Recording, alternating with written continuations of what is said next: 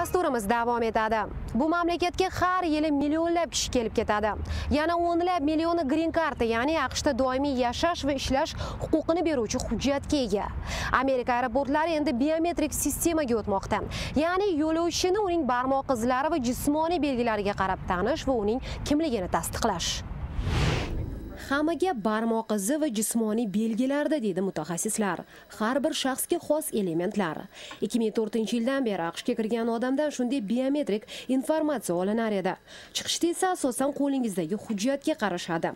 Endi esa bunday emas deydi yangi sistema amaliyoti bilan javobgar Robert Mogni.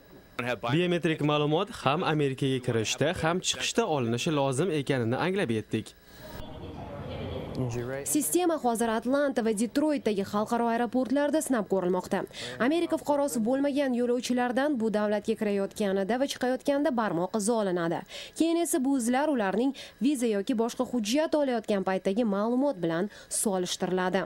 Hukumat deydi mutasaddilar, Amerika sarhadiga qadam qo'yayotgan yoki uni tark etayotgan har bir inson haqida iloji boricha ko'proq axborotga ega bo'lishni istaydi. Viza yoki pasport berilayotganida barmoq izi olinsa, bu hujjatlardan boshqa hech kim foydalana olmaydi. Ulardan boshqalarning qo'llanishi qiyin.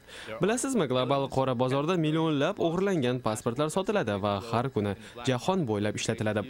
Biometrik tekshiruv ana shunday jinoyatlarga nuqta qo'yadi degan umiddamiz.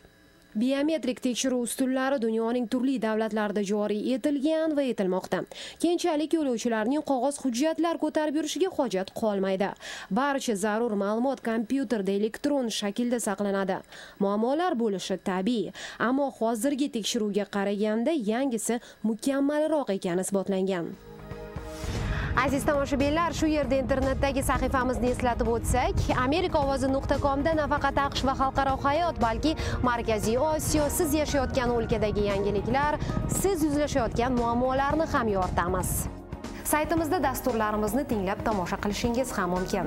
Eshittirish va ko'rsatuvlarimizni o'zingiz istagan paytda ko'rish yoki tinglash uchun ularni podkast shaklida ham taklif etamiz. YouTube singari video manbalar, Facebook kabi ommabop saytlarda ham Amerika ovozi o'z sahifalariga ega. Kundalik xabarnomamizga obuna bo'lishni unutmang. Savollar, takliflar bo'lsa, ularni elektron manzilimiz o'zbek elektron pochta belgisi voanews.com ga yo'llang. Oldinda esa sizni qator qiziqarli lavhalar kutmoqda.